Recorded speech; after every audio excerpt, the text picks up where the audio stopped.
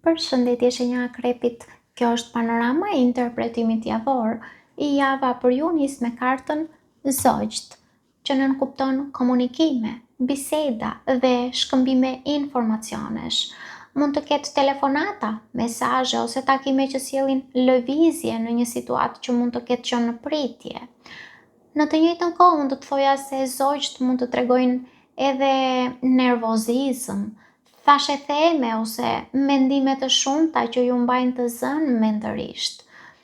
Zogjt ju këshillon të dëgjoni me kujdes jo vetëm atë që thuhet, por edhe atë që mbetet pa u thënë. Kopshti. Kopshti ju nxjerr nga sfera private dhe ju lidh me botën e jashtme. Takimet, grupet, rrjetet sociale ose rrethet shoqërore mund të kenë rëndësi të veçantë gjatë kësaj jave për ju. Pra mund të lindin mundësi përmes njerëzve ose kontakteve që nuk i prisnit. Kjo kartë sugjeron se disa përgjigje vijnë përmes ndërveprimit me të tjerët. Dielli.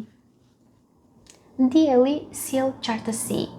Dielli sjell sukses dhe energji pozitive. Pas komunikimeve dhe ndërveprimeve të para, fillon të bëhet më e qartë se cili është drejtimi i duhur. Dielli tregon se ka potencial për rezultate të mira dhe për një ndjesi më të madhe vetbesimi. Dielli ndriçon gjithçka që më parë mund të ketë qenë e errët ose e paqartë. Kryqëzim. Kryqëzimi tregon një zgjedhje ose një vendim të rëndësishëm.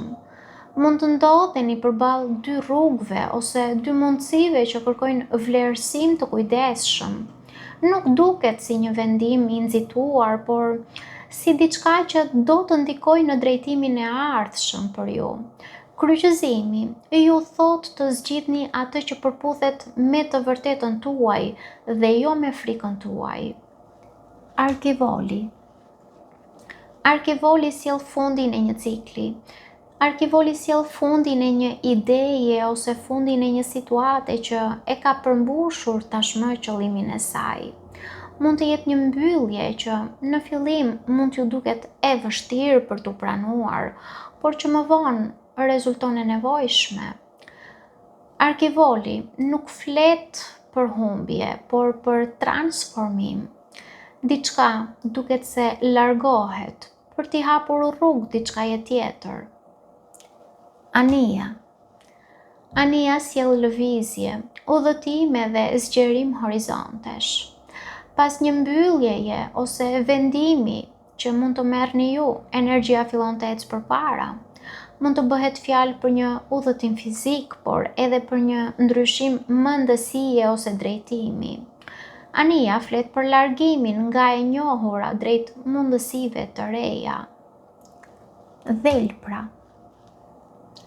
Dhelpra e mbyll panoramën me nevojën për zgjuarsi dhe vëzhgim.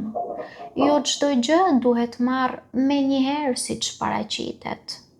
Dhelpra ju thot të përdorni intuitën dhe arsyen njëkohësisht për të dalluar mundësitë reale nga iluzionet, sepse mençuria dhe strategjia do të jenë aleati juaj më i mirë gjatë kësaj jave. Sfida e javës për ju është karta Jepini kohë. Sfida e javës është të pranoni se jo çdo përgjigje ose rezultat vjen menjëherë. Disa procese po zhvillohen në prapaskenë dhe kanë nevojë për kohën e tyre për t'u pjekur. Bekimi i javës për ju është karta zhvendosje ose lëvizje. Nëse kjo kartë lexohet fjalë për fjalë, mund të sjellë një lëvizje, udhëtim ose ndryshim ambienti që mund të rezultojë pozitiv. Ndërsa në nivel simbolik, kjo kartë tregon se bekimi i javës është fakti që energjia nuk mbetet e bllokuar, pra gjërat po ecin përpara dhe po dalin nga stagnimi. Në Prism Oracle kemi kartën vetbesim. Kjo kartë është çelësi i gjithë panoramës për ju. Vetbesimi ju kujton se pavarësisht zgjedhjeve, mbylljeve ose ndryshimeve, keni më shumë forcë dhe aftësi nga sa mendoni. Vetbesimi nuk do të thotë të dini çdo përgjigje, por do të thotë të besoni se do të dini si të përballoni çdo gjë që vjen. Pra, kjo javë sjell komunikime, sjell vendime dhe një lëvizje të rëndësishme larg një kapitulli që ka përfunduar misionin e tij. Duke i dhënë kohë proceseve dhe duke besuar më shumë në veten tuaj, mund të hyni në një fazë të re me më shumë qartësi dhe drejtim. Nëse unë do t'i jepja një titull kësaj panorame për ju do të ishte: kur mbyllet një derë, rruga drejt horizonteve të reja fillon të shfaqet.